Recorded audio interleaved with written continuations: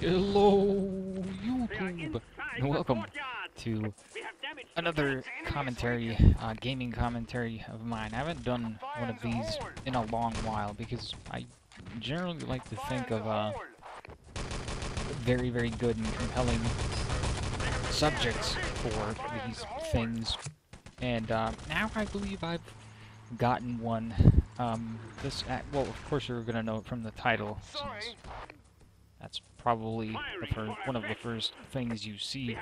But to give a little bit of a backstory as to how I came up with this subject is that probably some of you know that I mentioned in the last channel update that I was going to do, that I was most likely going to do, and now it's pretty much certain that I'm at some point going to let's play Red Faction Guerrilla, which is a very, very fun game.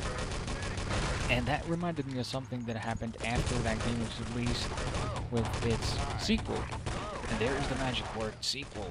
We are going to be talking about sequels. There's good sequels, there are not so good sequels, we can put it that way. So I thought that I could mention a couple of those, sequels on both sides, examples of good ones and bad ones. And don't worry, I won't mention Resident Evil 6 or Dead Space 3. At least I won't bash on them. I won't criticize them. I won't whine about them. I won't bitch about them, because I realize that I've done quite a lot of that before. So I think that I've had my share of that cake, so to speak. So I won't talk badly about them, but I will mention Dead Space 3 at the very end of the video for a certain reason. But I'm not sure if I should start with good sequels or bad sequels. I actually have a notepad little thing I listed. There's going to be 3 of both, good and bad. And I thought, why not end the video on a somewhat positive note? So we're going to go with the bad ones first. These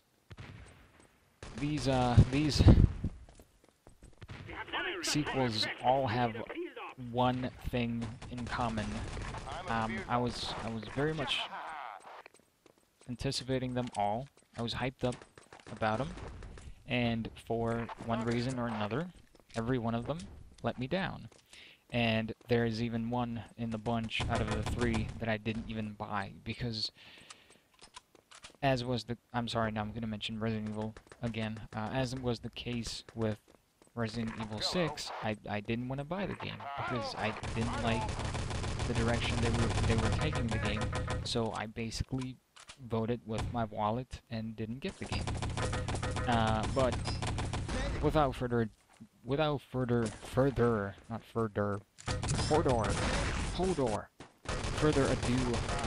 the first game that we're going to talk about is Far Cry 2. Now, you all know, well, you probably know Far Cry 3 and how it was this awesome game, and it was a very good game. The first Far Cry as well was, it was a bit of a staple in the FPS gaming scene, because it was so well made, it looked so good, and the gameplay was really solid. And I didn't check the sales that it had, but I'm gonna assume, well, it did get very good reviews. At least most of it was positive. I'm sure there were a couple people whining about it for some reason, but I enjoyed the game, and I'm sure it sold fairly well. So of course, you know, a sequel should be had. And a sequel was had, and it was Far Cry 2. And there's really like 2 major complaints that really brought down the level from the first game. I mean, first of all, the gameplay was there. The fighting. You know, you had all sorts of different weapons. You had, of course, they introduced the fire thing. Fire migration, I believe it's called, or something like that. The wind affected it, and it was really cool, and it looked good. The story was I didn't really get into the story because I've never actually finished the game. I always ended up just randomly going around shooting people and stuff.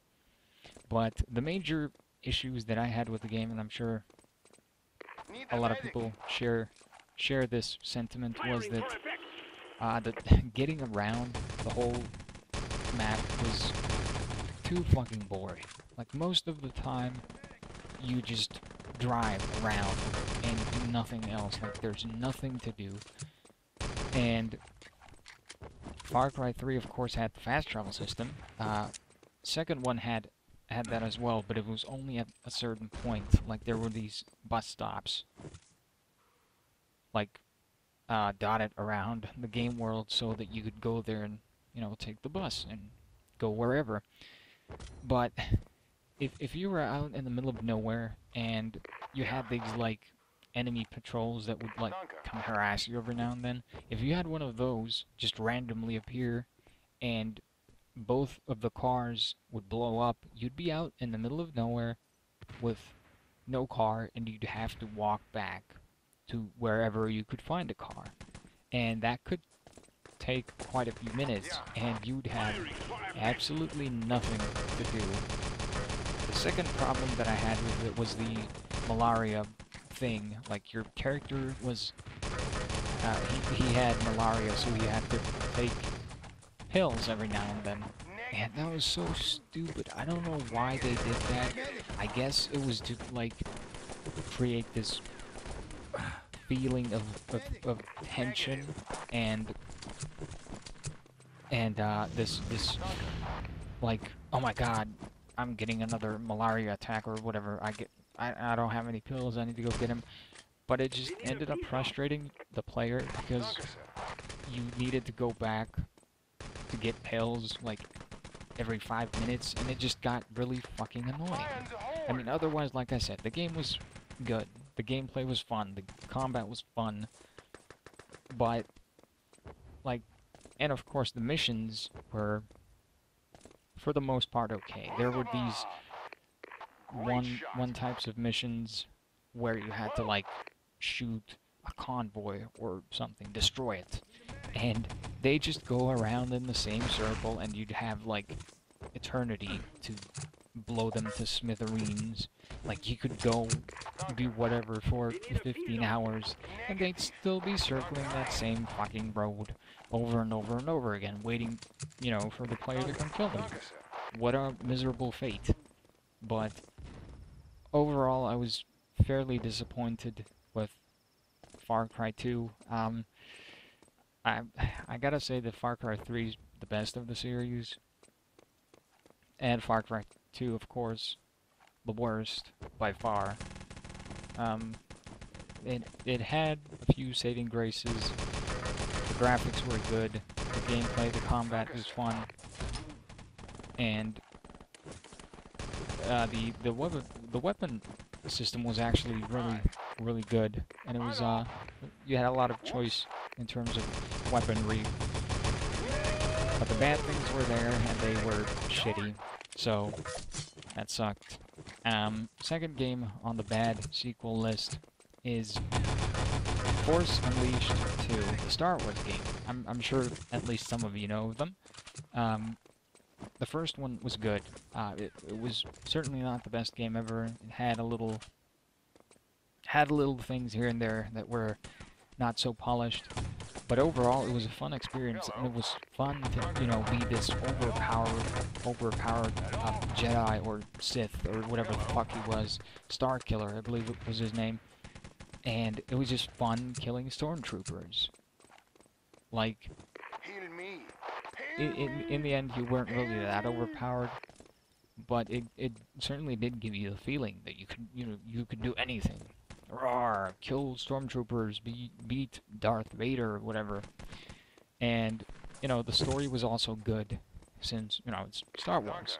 You can't go wrong with that, unless it's Phantom Menace, but that's a whole nother story.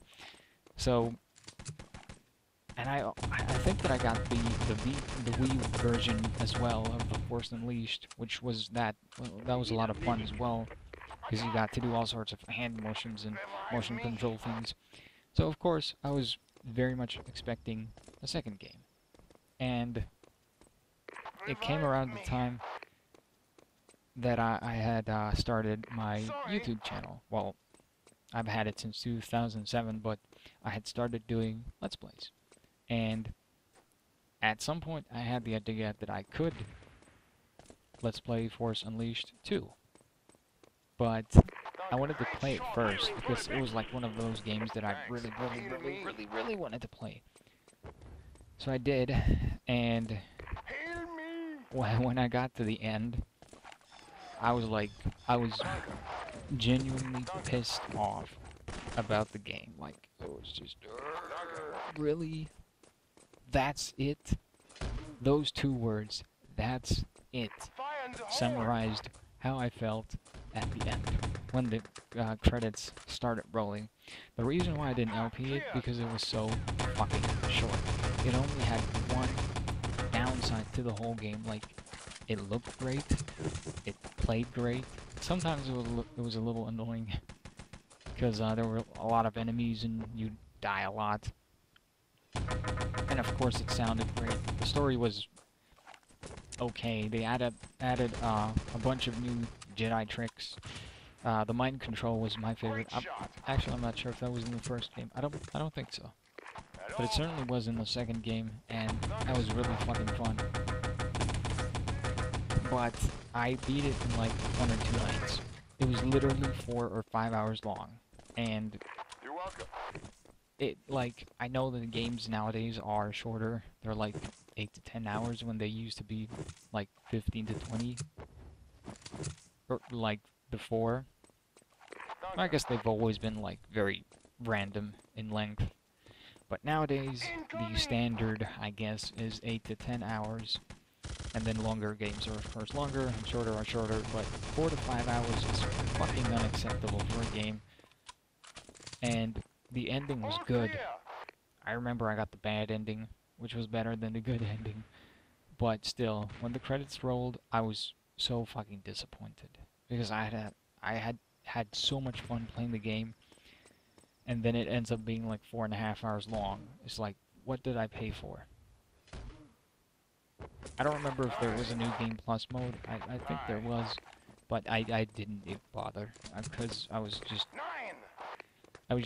flabbergasted.